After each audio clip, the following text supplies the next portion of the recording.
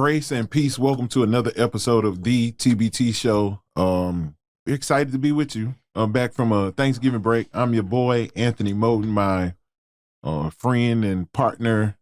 No matter what he thinks about who's the greatest of all time in the NBA basketball arena, is the Right Reverend Elder Shawn P. Aguilar. Shawn, how are you, buddy? Man, wonderful. I'm glad that we can get along, even though we have a difference. You know, you have opinions and I have facts, data, and statistics.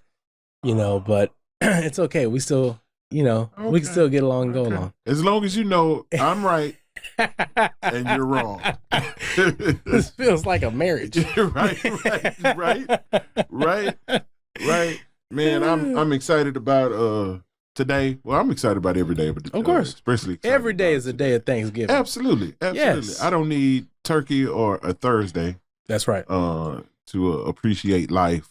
Yes. And I want y'all to do the same, man. Appreciate life, man. Yeah. Life is and I hate to keep bringing up the Bible, but Solomon says that life is a vapor. Use the Bible, Reverend? Yeah, use it. Yeah. Use it.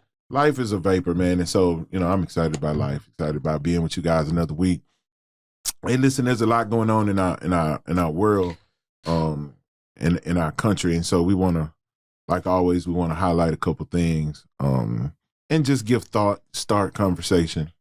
And I think that's what's imperative, especially as we shut down 2022 and get ready to start a new year. With the change of year should be the change of thought. So new year, new thought, And so there's a couple things going on in our world that I want to address. I told Shawn I was going to give him the steering wheel today. Or in the vernacular of my grandmother, the sterning wheel. The sterning wheel. That'll work. So I'm gonna let Shawn stern us. Sure. So yeah, just got a few things, here. Let's see where it goes. So Merrick Garland has appointed a special prosecutor for the 2020 election probes against the Donald, our 45th president. And basically Merrick Garland is trying to, as the attorney general, maintain partiality, because, the first thing that he'll say is because Obama appointed him is that, this is a partisan witch hunt and this and that third. So in order to remove that excuse, they have appointed Jack Smith, a longtime federal prosecutor, who has been trying cases at The Hague, and they handle the international criminal stuff. So he's used to dealing with the heavy lifting, So, I'm curious to hear your thoughts on how you think this might go with the whole January 6th and all that. I'm not. And I guess, I guess the initial thought is we should be like hopeful. You see something, but it's like, bro, you know how long it's been at this point? Like whatever hasn't happened yet is probably not going to happen. You don't think so? No. It's just been too long. Like if this would have happened a year ago, then yeah. But at this point, it's like, man, even to hear like certain headlines that the lead, the probe into the outcry from the 2020 elections. It's like, bro, it's 2023. About to be right. About to be like it's like, and we're talking about January. So when all of this unfolds, we're looking at still like in maybe another month or two. Like when all of this unfolds, it's gonna be 3 years old. Yeah, and I get it. So now it's like, okay, you see, we bringing out the big guns, right, for something that happened 3 years ago. No, I hear you. And I'm not saying justice I'm not trying is not suggest, always swift. It's not. Usually it's slow. Swift. But this is very slow. Well, and also this is a combo. This is a value meal, because they're putting together the January 6th stuff, and then also, it was a crime for him to take government documents and store them at his place at Mar-a-Lago. So you got a twofer, And you remember the old Suit Mart commercials, the twofer, so they are, and that is more recent. That, pretty much just happened. But also, the one thing that keeps me hopeful is that they are getting lower and mid-level convictions. The Proud Boys, no, the Oath Keeper. Right, Oath Keeper guy is done, Right. And so.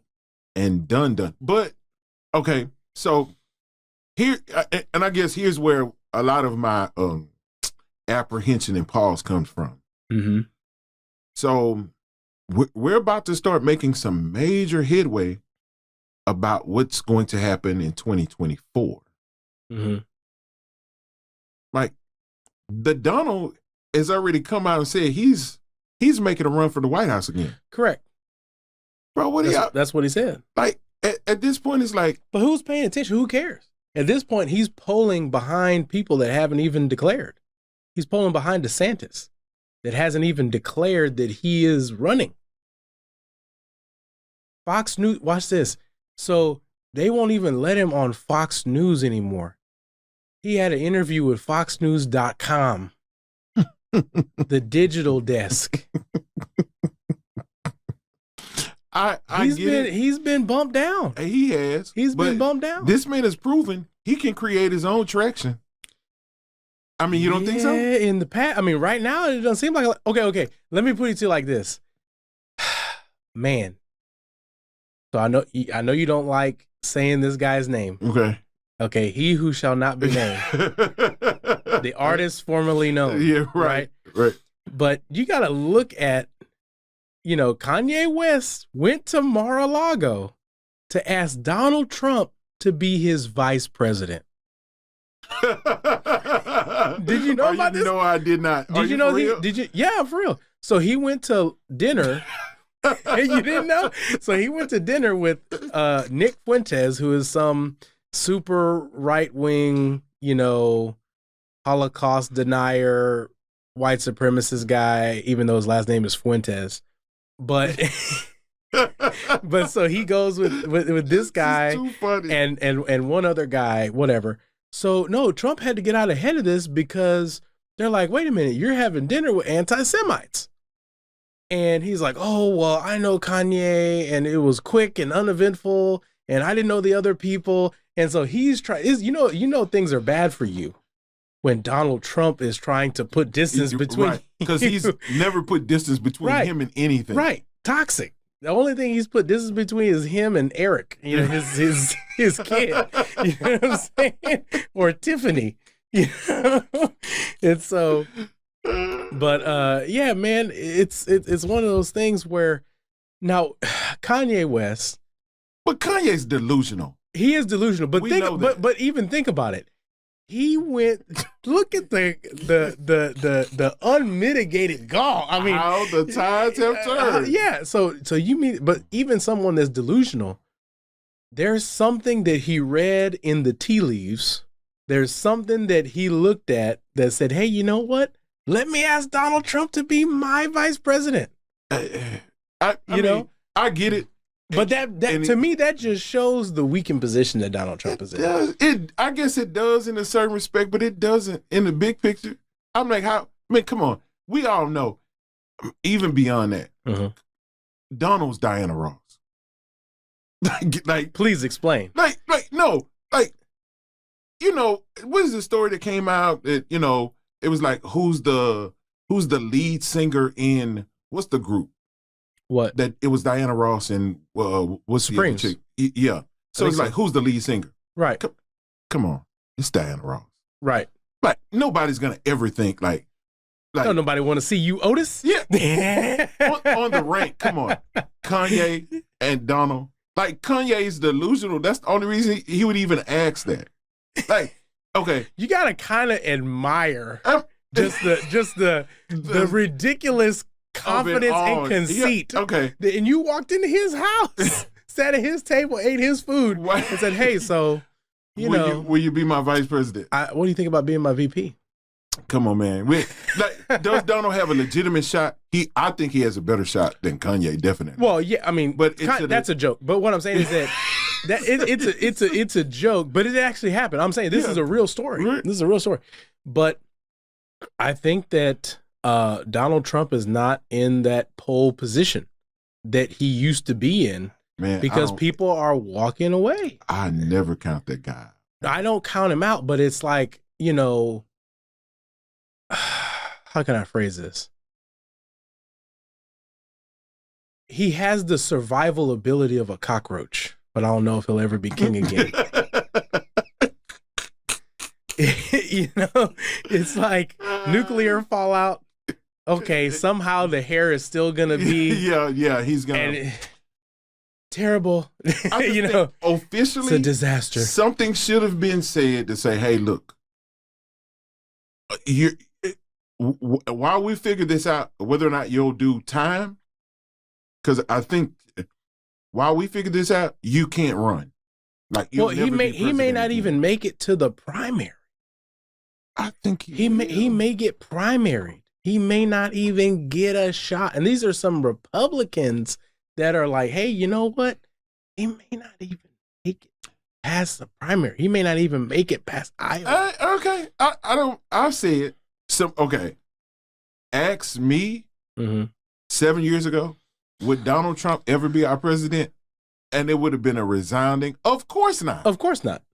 Of course not. He's proven, hey, whatever you say he can't do, right, he'll get it done. But here's the deal, though, is that the funny part is that Donald Trump, before his political career, donated heavily to Democrats. Of course. He said, if I were to run, because he's been asked over time, right, any political aspirations, blah, blah, blah. And he said, he gave away the game. He said, if I did, I would have to run as a Republican. I would have to run as a Republican. Yeah. And that's why, because he knows that it's easier. And that's why I said, you look at his history, again, think about where, but don't you think he's more of a useful idiot? I agree. He's an idiot. I don't know. I don't know how useful he is. I think he was useful to the Republican Party at the time. You think so? And he's outlived his utility. I think he destroyed the Republican Party. No, because he was never. Don't think? No, because the reason is that he was never a Republican. That's why I think he destroyed the party. The most accurate description: he's a populist. Okay, so now think about what your definition was of the Republican Party 7 years ago, and then how they can be defined now. But what I'm saying is that a lot of his people lost. They didn't accomplish the takeover. Does that make sense? Yeah, I get it. The horses, would they be his people? The horses that he staked lost. Okay, so there is such thing. I believe the MAGA section. Absolutely, the MAGA section. That's what I'm saying, though. Lost. I think there are Democrats, Republicans, and MAGA. Right. I think he's done more to destroy the Republicans than to build them. No, I agree 100%. But he's a monster of their creation. That's why I say useful idiot. Does that make sense? In the sense that, and it's not that he's a rube. It's not that he's like, I don't use that term in terms of, he can't function or, hey, look. But the point is that he doesn't know. I don't think he really knew what was going on, but he took advantage of the opportunity. And then once it got to the point where, hey, they've reached a point of no return, he seized as a businessman, maximum opportunity. Right. Because I think that he initially started running. This is a publicity stunt. This keeps my name. I think so. This keeps my name out there. But then what happened is that he messed around and got elected. He messed around and got elected. Then it's like, oh crap! And now I'm the president. And then I think he said it gave away the game again on Inauguration Day. He was like, "Drain the swamp." Right. And then everybody's like, "Oh yeah, drain the swamp." What does that mean? Right. And I think he did that. You think he drained the swamp? I think he at least tried. Oh. And so now it's the swamp. I think, again, does he have a chance? He always has a chance. Oh yeah. No, I'm not gonna count the dude out. I'm just saying the dude's down. He's down, but he was down before he won president. No, he just wasn't anywhere. He wasn't anywhere on the political spectrum. But then he started doing he talked about Cruz's wife. Then he's talking about Lil Marco. Then he's talking about Lion Ted. Then he starts gave everybody a name. The thing is that Donald Trump is a businessman. And I'm using the term loosely, you know. But he is about his business. He's He's a showman. Absolutely. Always been that. He's always been that. He understands the pulse of the people. Right. Better than these, you know, so here's the scary stucky, thing. stodgy Republicans. What did he call Jeb Bush? Low energy. You know, I mean, it's just like, I give him credit because some of the stuff he does is because he does have the touch. And what's crazy though is if you go to New York, people don't like Donald Trump in New York. No, in his own town. And in his own town. But see, that's it's the scary thing. But he capitalized on the mystique of Donald Trump, on the old Pizza Hut commercial. You know, that you see what I'm saying, on that type of deal. He's an outsider. He's right, and he's kind of like an icon, you know, in terms of business. Okay, so here's the question. You know, even though he got a small $1 million loan from his father. So here's the question. And here's what scares me. Mm-hmm. 7 years ago, he wasn't on the political scale. Correct. Now he's not on the political scale. What's changed?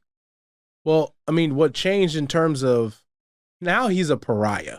Nobody wants to deal with him. Nobody wants to touch him, you know, except for like Marjorie Taylor Greene or some, you know, weird, super ultra mega right wing, you know, Josh Hawley, you know, that type of stuff. But the point is that he doesn't have the same backing that he had before. The villagers are out with the torches to get Frankenstein. You see what I'm saying? Right. And so he's outlived his utility because the deal was, okay, get us in the presidency, check. Right. Get conservative judges on Supreme Court, check. Right. So we got all that, and here's the deal. The problem is you couldn't close the deal on the second term. Couldn't close the deal. I mean, he couldn't. Okay. He couldn't close the deal on the second term. And we can move. Tell me why, whether or not you agree or disagree. Okay. I feel like he doesn't have the support of the party. Correct. But he does have support of people. He has support of some people, but I think that more people are looking for other options. And I think that they're seeing DeSantis. And you've said this before. I think the party is supporting DeSantis. No, the people. I think some people are too. So honestly, think about it for a second. Especially after these midterms. Especially because it's like, okay, right. He's lost. His people have lost. And it's like, what do you need Donald Trump to do now that no one else can do? I believe the party thinks that way. But you got some people. No, some people they have pledged their undying fidelity to Donald Trump. Hey, okay, so think about it for a second. Pray for him. A poll. I mean, a ballot. Mm-hmm. DeSantis or Trump? Who do you think wins? And think about the people. I'm talking in a Republican primary. Right. Polling right now says DeSantis. And you gotta win the primary before you can win. Absolutely. I don't know how deep that goes though. Let him keep messing up. Because think about it. DeSantis has the momentum. For the party. He's an adult. For the party. That's more palatable, that can attract independent voters. Mm-hmm. You see what I'm saying? Mm-hmm. Herschel Walker, this is huge. Huge for the Republican Party to win this seat. It is. Who's out there campaigning? Not Donald Trump. They're telling him, do not. I get it. Do not cross the Florida-Georgia line. Do not pass go. I get it. Donald Trump now, after this Kanye West thing, they literally can't leave him alone. So if anyone that he no, I'm serious. he has a campaign official with him now at all times. He has to be supervised by an adult because he took a meeting with Kanye West after Kanye West is embroiled in this whole anti-Semitism thing. Because Kanye West is hot right now. And then an even worse, farther right anti-Semite, you know, and all that different stuff. So it's like, dude, it's just not a good look, buddy. You could have, you could have been like, Kanye, let's set up a phone call, but you took the meeting, and so it's like he can't be trusted to even handle his own affairs. Hey, man, look, and y'all can deem me as scary, but Donald Trump for me is like Michael Myers. Until somebody proves he's dead, he's scary. No, I mean, hey, there's always a chance. But I just feel like he just doesn't have a lot against DeSantis. And DeSantis, I think, has the political experience to punch back. And I think that Trump may have met his match. I said that about a bunch of people. I said that about a bunch of people. But like, I said that about none of everyone who ran against Ted him. Cruz, Jeb Bush, these guys are not. They don't have the momentum like DeSantis. So 7 years ago, Jeb Bush, you would have said, okay, Ted Cruz though. No. You would have. President of the United States, Ted Cruz. 7 years ago, Ted Cruz or Donald Trump, I'd have been like, okay, Ted Cruz, easy. Until you saw them interact. Until you saw them on stage, and then after you saw him on stage one time, it's like, dude, you can tell that he dominates it. And then what happened is they said, hey, this is the guy that can beat Hillary. This is the guy that can beat Hillary. That's what it came down to. Donald Trump it was the best campaigner that they had. Mm-hmm. And they staked that horse, and then they had to deal with everything that came with it for 4 years. You see what I'm saying? And then now he's so toxic that it's, hey, what use is there? Until they officially kill him, he has a chance. Of course, but he's got to stay out of jail first. He's got to stay out of jail first. And I'm not hopeful. And if they're going to do something, it's well, I feel like they got the right guy to do it. This guy, I mean, first of all, his name's Jack Smith, so it kind of reminds me of like the old Harrison Ford, clear and present danger type of situation. I mean, this dude. Jack Smith is a very, very. And if you see the picture of him, this dude's not somebody to mess around with, bro. They're not sending some little paper pusher. I mean, this is Baba Yaga. Right? They sent the legal John Wick to take this dude out with a pencil. This is the one you call to get the boogeyman. Right, exactly. I get it. Yeah. But no, a lot of time has passed, man. If we gonna do something, we got to do it. Right. I'm not hopeful, but that's just me. What's good for the goose is good for the gander. So now that I've gone on the conservatives, now it's time for me to get on the liberals. Okay. Oh, so you gotta be fair. You gotta be equitable. Yeah. But Tiffany Cross fired MSNBC host. Talking a lot of noise. I think she's been kind of quiet after this most recent development. But she hosted a show on MSNBC, The Cross Connection. And I like the show, by the way. You like it? I've never seen it. It was decent. Okay. It was decent. Okay, I've never seen it. I just heard that she was very opinionated, which I think, hey, I mean, it's an opinion show. Yeah. That's what you hire somebody for. Right. You hire somebody that has an opinion and the ability to express it. And they sold because of her ability to support her opinions. There you go.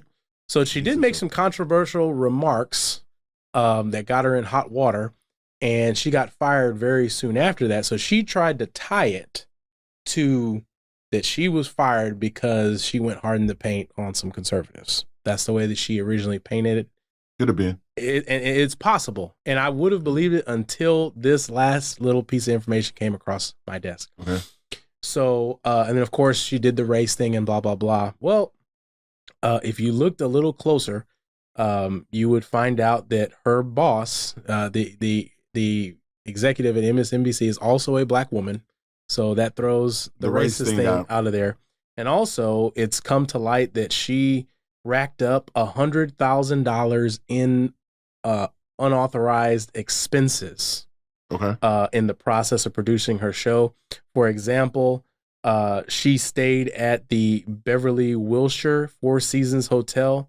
That's more than $1,000 a night. A 5-star hotel that even the executives above her don't stay at. Yeah. So, I think she got wind that her time was up and just started living it up on the company card, man. I don't know that. Okay, here's what I think, and again, I could be wrong. I have been once or twice. I think every company, if it's smart and strategic, keeps score.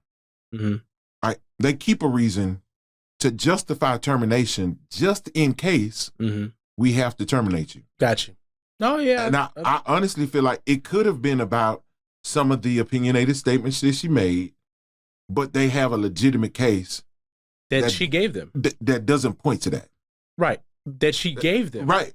Because, okay, so here someone said that she mistook working in television for being a celebrity. She was making north of $200,000 and she acted like she made $5 million. Right. You know, I think there is a sense of entitlement, you know, that may have set in. You know, it's like, hey, you're having some success, so on and so forth. And now it's like, hey, she has this perception that she's a star.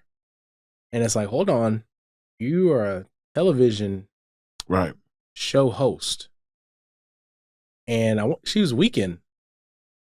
Wasn't she a Saturday? Yeah. Like, one show a week. Yeah. Am I correct? Well, it could have been one show a week. Because if it's a weekend, it's one show a week. Because if you're somebody like, you know, Don Lemon, you know, now he doesn't have that spot anymore. Like Chris Cuomo, you had that primetime spot every night. That's who gets the big bucks. Right. That's that's the closest thing you're going to get to a star. Right. The people that are on Saturday, you know, they're kind of the mid-level, you know, kind of, that's where you start. You know, it's having one show on the weekend. Rachel Maddows, you know what I'm saying? The top people that are making the most money, they're the people that have the weeknight at, you know, 7, 8 o'clock. That's prime time. For those networks.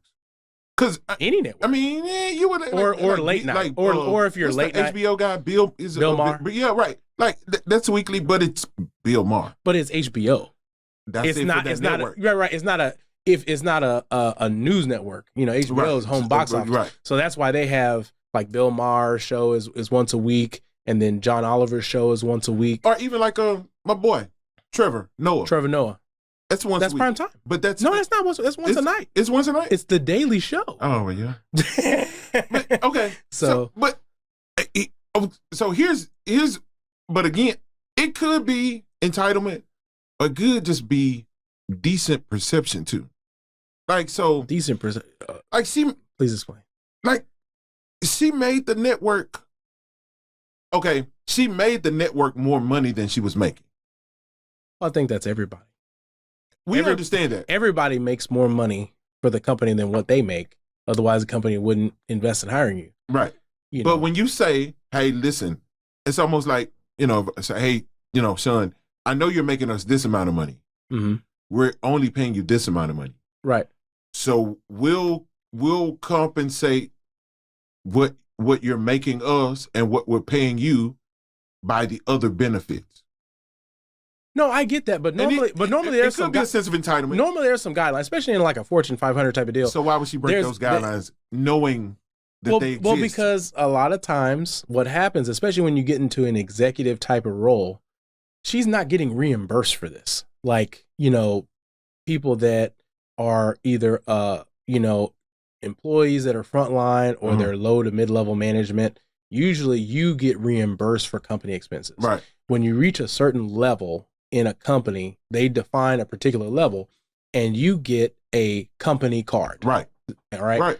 And that company card usually has a pretty high limit because you are conducting business on behalf of the company. Right. And they don't know what you'll need, you know, so on and so forth. So you need to have that room, that flexibility to be able to make adjustments. Right. So I'm pretty sure that being a television host of a major network, she had a company card. Right. Does that make sense? Right. And so what'll happen is that bill will come, so on and so forth, and they will, do that accounting and so on and so forth.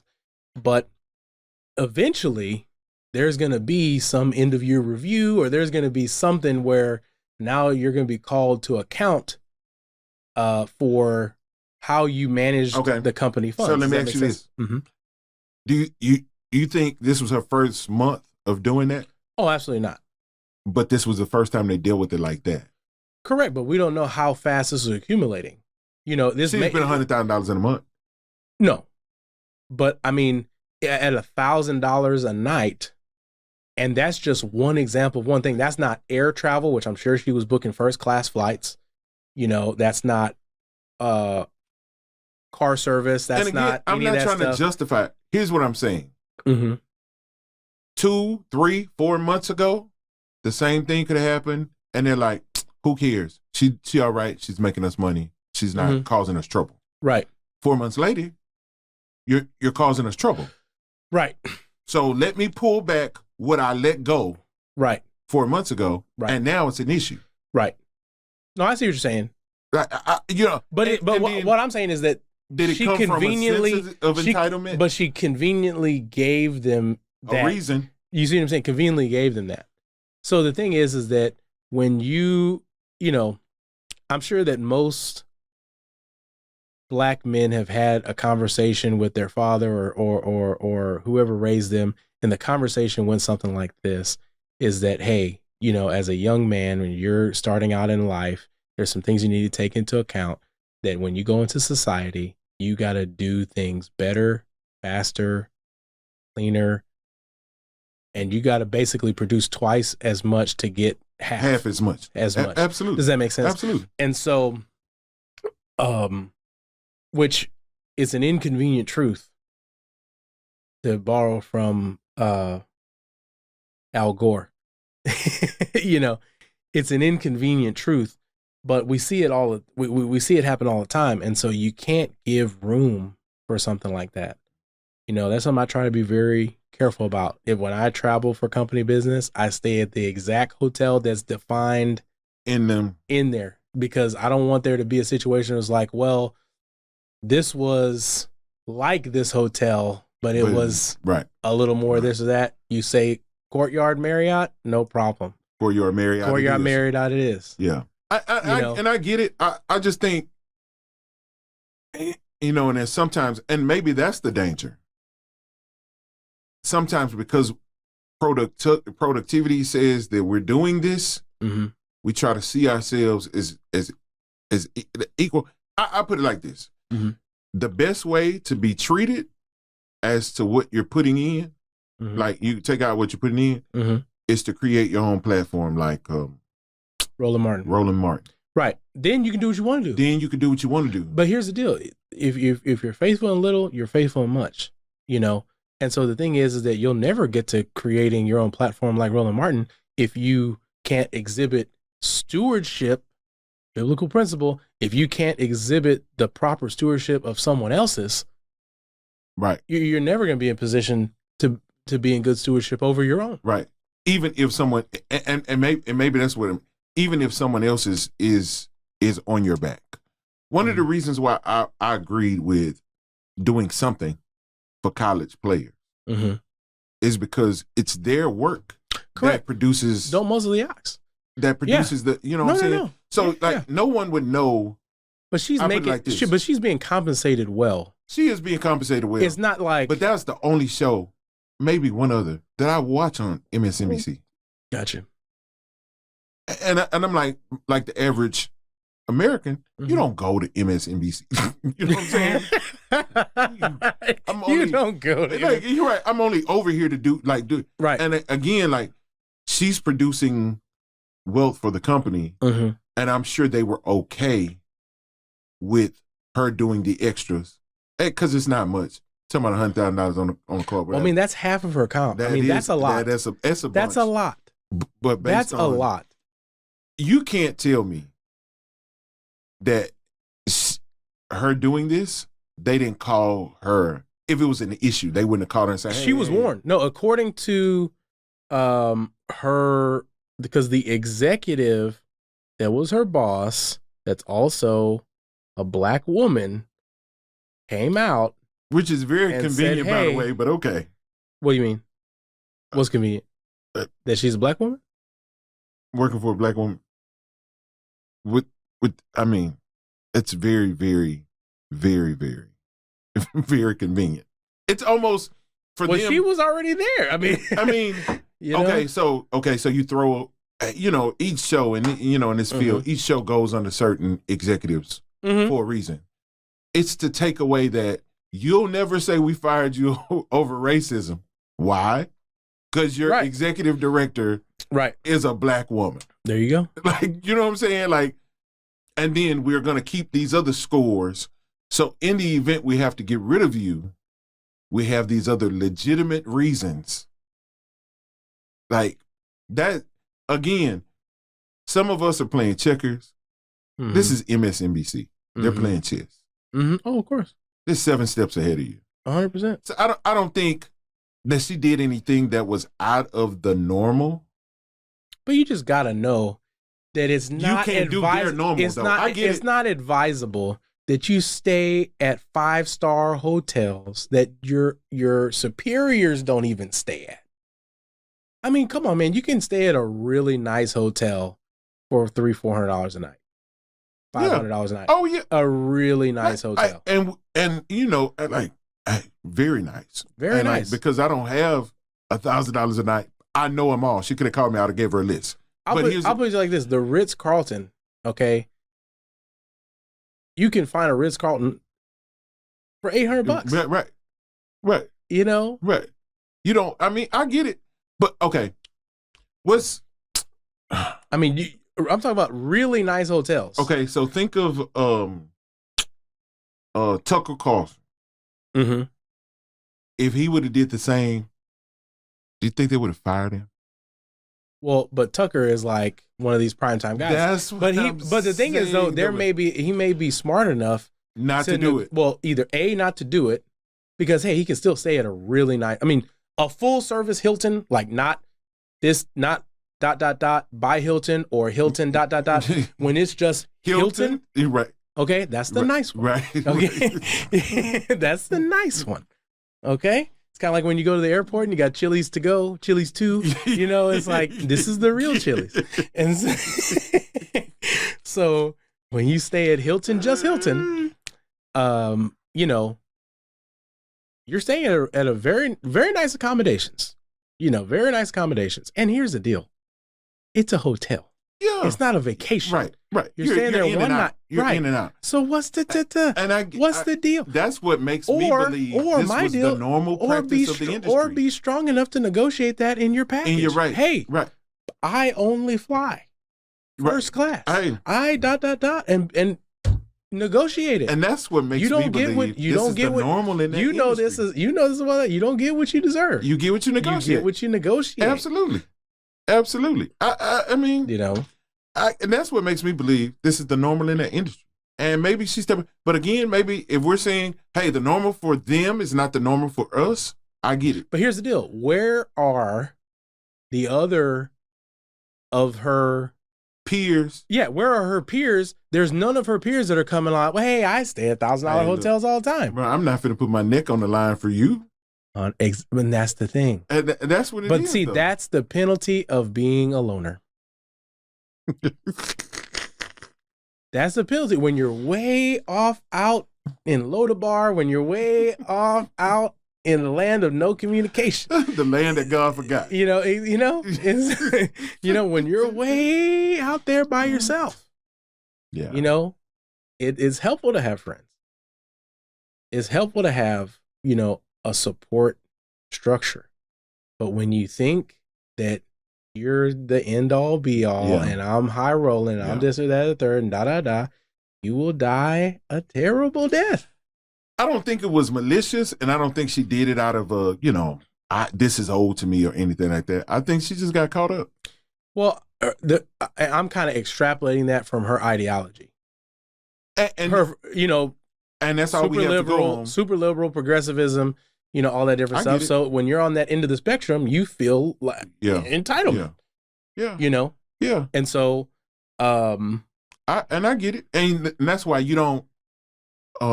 You even if you have opinions, and and again, her show is built around that, and I think all of those shows are built around her opinion. Like built around whoever's opinion, and I think when you have those kind of but you can't say stuff like you can't say let's castrate Florida. That's what she said. I think even your opinions have to be in a certain box.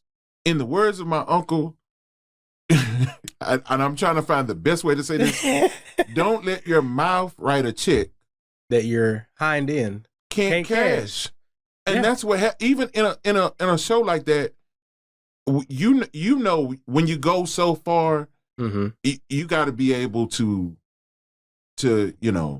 financially support what right. And again, like did I agree with her wholeheartedly? No, and I respect her right to say whatever it is. Sure. But again, you're on somebody else's. But again, network. Freedom of speech is not freedom of consequences. Right. You can say whatever you want. But here are the consequences behind what you say. Exactly. You can get fired. Yeah. And they don't have to necessarily have a reason to fire you, but they're smart enough to have a reason to fire you before they have to fire you. So when they do fire you, they have a reason. They have a reason. And that's assuming that you're not in an at will. Right. If you're at will state, it's like, hey, we're done. You can say we're done. They can say we're done. Anybody can say we're done with or without reason. Repeat after me. With or without reason. With or without cause. Yeah, and here's the messed up part about that. Even in an at will state, they're smart enough. Well, that doesn't absolve you, because then you can still go back and make an unemployment claim and or suit or have a lawsuit if there's not a valid reason, because that does create legal exposure. But they had the perfect cover, and they have the perfect cover for everyone. They're smart. You're thinking about Tuesday on Monday. They're thinking about Friday. Right. They're smart. Right. Like But again, you have to give it to them though. Oh yeah. Business-wise, high five. Business-wise, high five. You know what I'm saying? Hey, look, great job. Whatever. But if we're talking about Marty, you put her on an opinionated show, and then when she voices her opinion, that you get some backlash from. Because I don't even think. But it's not that you have an opinion. It's how you express right. But it's again, how you express the opinion in almost a vulgar. Hey, here's I'm gonna tell you, and again we can move from here. Here's my frustration with things and companies and shows like that. Mm-hmm. We like the craziness, right? Bring it. We love the smoke until it gets too smoky. Mm-hmm. Then we hate the smoke. Fox News, the local, but you got shock jocks that we love it. But here's the deal: somehow, some way, they say these crazy things, but they don't get fired. You see what I'm saying? Because they still say it in a joking fashion. She's not joking. I don't think it's that. But think about it: Howard Stern, Mancow. These nationally syndicated guys, they say crazy stuff. Go to the line. We want you. That's what the show is. Go all the way to the line, but don't go over. But what I'm saying is, I feel like she went over. She went over because she's a black woman. Mm-hmm. Shawn. It's if you okay. Is that listen, really what it is? If you don't learn anything else from me in life, learn this. Mm-hmm. It's not what's said. It's who says it. No, I get it, but I think that how it's said also does play a component. I think it's bigger who says it. No, that is. If it would have been a white man that said what she said, nothing. No, I agree. But you're a black woman. But you got to take those realities into account. I agree. My deal is, hey, if she just got the story is that how she was complaining is not her being fired. The story is how she was complaining about how she got fired and that she shouldn't have been fired and this, that, the third. And then they come across with, well, you actually were doing this and blah, blah, blah. So it just kind of that was her complaint, because they brought her in the office and said, it's not you, it's me. every relationship ends like that. That's how we break up with people. But what I'm saying is that she whined and complained about it afterwards. If it was just, hey, Tiffany Cross is no longer, a host at MSNBC. We wish her the best in the future endeavors. Right. And then she took a little time, vacation, and she got on with her future endeavors. We don't have a conversation. Right. The problem Matter of fact, she'd have been rehired by somebody else. Right. Yeah. But the problem is that you tried to go back at the company when you didn't have a leg to stand on. Because I think it's because of how the company let go of her. Well, I mean, yeah, she's interfered. Brought her in like, hey, look, you were doing a great job. We love what you were doing, but you can no longer do it here. You can't do it here. You know what I'm saying? You ain't got to go home. But you know what I'm saying? But you got to get out of here. She felt like, hey, look, I was doing a great job. I was a centerpiece of this network. I was da-da-da-da-da-da-da. So why am I being let go? Not really realizing that the game, you're playing by different set of rules. Like, you're playing checkers. You're playing by checker rules. Mm-hmm. Checker Fred, play checker. Hey, we're playing chess. We're playing different rules. And so, again, I don't think it was malicious. I mean, and even if it was, there's something to learn from it. And I don't think this is the end of her career. No. We'll see her face again. But I'm curious to see where she's going to go because MSNBC is about as far left as you're going to get. The leftist. So where you go from there. And that's why I said what I said. That's the problem is that she was on the edge of that. So where do you go? That's like saying if you're an ultra right wing Republican, where do you go after you blow it on OAN? She needs to call Roland Martin and ask him how he set up his own platform. I mean, he said it. If you watch Roland Martin's content, he pretty much lays it out. She might be able to go work for him. I don't even think that would be a good mix. I don't know if he would do it, but hey, if she's listening, yeah. When a way can't be found, a way has to be made. It has to be made. Right. You got to create your own platform. Make it happen. And then, you say what you want, how you want, when you saved want. a bunch of money on hotels, you know. And I have some Hilton points you could borrow. Right, exactly. Bond boy. So, but no, I mean, I'd be interested to see because and you see, your boy did it, Whitlock, your friend. You know what? And he's doing well. I don't like him, but he's doing well. But he's doing his thing. He's doing his thing, and he's doing well. And so what I'm saying is that we live in a time now where you can produce your own show, your own content, and create something where there was nothing. So maybe that's what she'll do. Maybe that's we'll find out. We'll find out. Yeah. Absolutely. Yeah. All right. So a couple other things and we'll wrap up. Amazon got a letter from the ADL, the Anti-Defamation League. And they said they will not remove the anti-Semitic film. Who's shocked by this, but okay. Despite their requests. Interesting. It's not, So, they have what's required of Kyrie is requested of Amazon. And they're going to get an emphatic no. Karen, go mind your business. Mm-hmm. I'm going to tell you. See, and here's what's frustrating to me. All the voices that said Kyrie was wrong, now what? Where are those voices? Because at the end of the day, Jeff don't care. Break me my bread. Ring the cashier. Exactly. And it is what it is. Put it in the till. And to the ADL, hey, I hate you feel the way you do. but again, I get, and here's a frustration for me. Because the only reason why it was requested by the ADL is because there was so much backlash saying, okay, if Kyrie was wrong for posting it, aren't they wrong for providing a space for it? Right. They're platforming it. He just put a non-commentary tweet out there.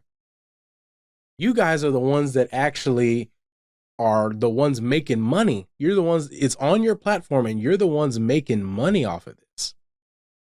But guess what? If you go to Amazon Prime Video, it's there, and type in the correct, words from Hebrew, matter of fact, right. If you put from Hebrews, right, it comes up. It's coming up. Because it's at the top of the charts. They're making money left and right, hand over fist. Hey, because even people you got people that are hate watching. They just want to see so they can absolutely talk about how you got people buying it so they can talk about how it's right, and you got people buying it so they can talk about how it's wrong. But either way, you got people are buying it. And Jeff is like, I don't care. I agree. Yes. Bring me. Yes. Affirmative. Right, exactly. Bring me my bread. Exactly. Run me my coin, because I assure you the video will not play until you pay. I assure you. Before you can figure out whether you like it or not, it's already been paid for. Yeah. You'll see that withdrawal from your account. Yeah. It's on Tiffany Cross's expense report already. But, I just find it interesting, but that goes to the power dynamic. Absolutely. Of, hey, here's, one of the largest, most valuable companies in the world versus one person. Right. And we'll cancel that one person. Right. And again, and I don't want to get into that. And even LeBron brought it up, the difference in how we see things, whatever. And, that's a whole show in and of itself. And, I don't want to get into it. Mm-hmm. But you do see Nike canceled his contract for sharing something that Amazon provides. Right. Like, if it's wrong here, right, it has to be wrong there. But you're not going to make them do what you would make Kyrie do. Right. And if that doesn't show us how our world... The hypocrisy. They nothing else will. It's hypocrisy. And nothing else will. So. And nothing else will. But I bet you Jeff ain't going to lay down like they wanted Kyrie to lay down. No. One last thing. Be careful if you go to San Francisco. Yeah, that's foolishness. There was a police killer robot motion has passed. Lord have mercy. The San Francisco Police Department, after a vote of looks like 8-3 by the city council, they'll have access to 7 robots that, if necessary, could take lethal force. And I can't, because I can't think of a better way to say this. In the words of my grandmother, Naomi Washington, we going to hell in a handbag. Where are we as a country? Is it like, so now the same decisions that we are so critical of law enforcement for making, because it seems like law enforcement moves without a human touch sometimes. Now we're giving license to Robocop. But without the human part. At least Robocop.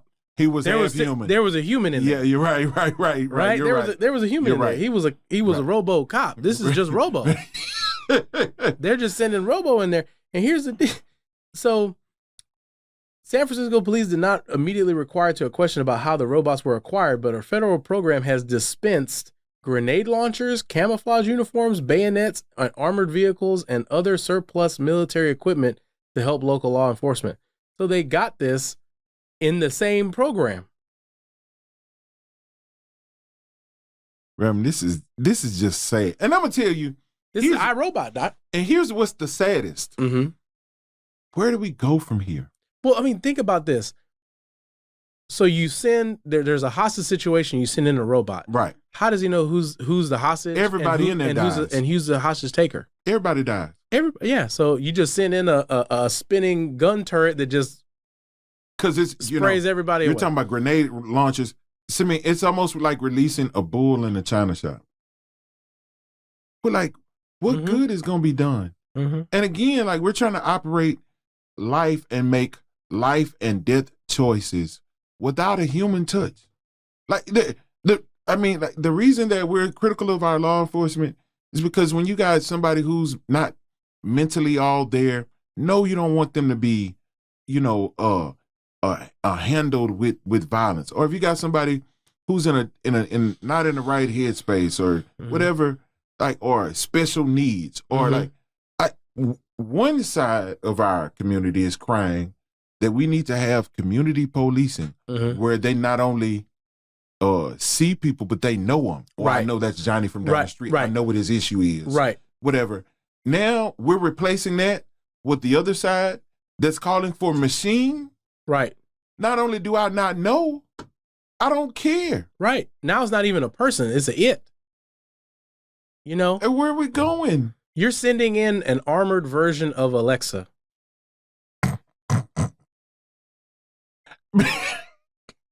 That's what you're doing. And you know what, you got Siri Warrior Princess. You see what I'm saying? You know what? And I'm laughing. This is not even funny. I get mad at Alexa at home. She can't even play my playlist right. Are you kidding me?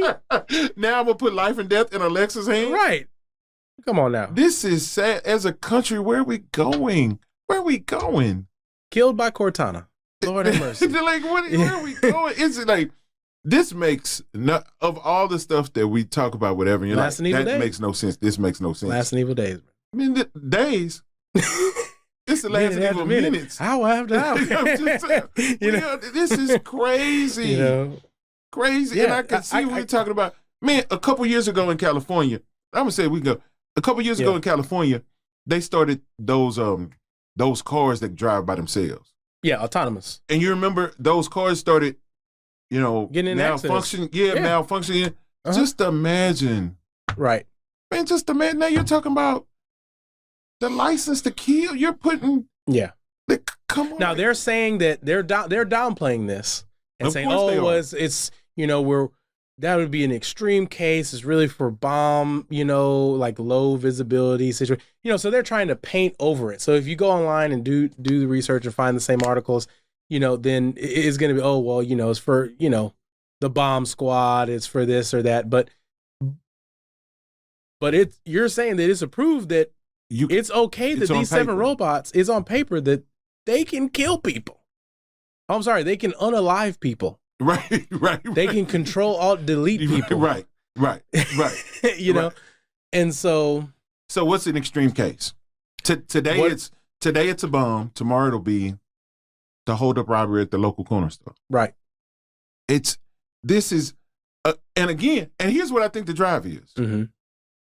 There's some major company that's going to get licensed to make these killing machines. Yep. And they're going to make a bunch of money. Boston Robotics, they made the dog. I'm pretty sure they're on this. There's a account executive somewhere in that company that's just ready to rock and roll. Licking at the chops. It's like, I'm making my quota. 2023, we'll be done by the second quarter. Take the rest of the year off. They are ready to go, man. Take the rest of the year off. Now call across and see what hotel I should stay in. Exactly. Let's see if we can get it, man. As a country, man, and these are the kind of stories that will end up on the back page of people's newspaper or whatever, and then and not even pay attention. Not even paid attention to it. And then when something happens, then how did we get here? Hey, this is how. I'm showing you right now. Our time is spent. Yeah. I'm gonna tell you, I hate, and I'm using the word I want to use. I hate chasing a getaway car. Right. It's always like we're a day late and $1 short, and we're just chasing man. And like decisions are made. So if you stay in, and this wasn't even voted on, by the way. This was decided by a vote of the city council. So if you live in San Francisco, what city council voted yes to this? 11 people voted, and I want to say it was 8-3, and they decided whether or not a robot could control alt delete you. What? So if you live here, task manager in process, man, you need to be blowing up your city councilman. Like what? So what that basically means is some company wrote 8 checks. Yep. That's going to determine a situation 6 months from now, a year from now, somebody dying, losing their life. Right. Like, this is crazy. And I get it. We live in a capitalistic society. I get it. I completely understand. But at some point, money, that we can't be driven by money. We got to be like human that. first. Yeah, man. Be human before you're a capitalist. Oh, man, this is crazy. You know, I'm all about profit motive, capitalism, no problem, right? But at a certain point, we got to look at things and be like, is that really the best way to go? Yeah. So, and our time's far spent. Yeah, it is. Thank you for joining us. And listen, we love doing this. We got some other stuff coming up that I can't wait to jump into. If you got some comments, please send them to me. We'd love to read and hear what your thoughts are about where we are as a country and all the things that are going on. Again, join us next week. Until then, watch over each other, pray for each other, man. All we have is each other. Until next week, grace and peace.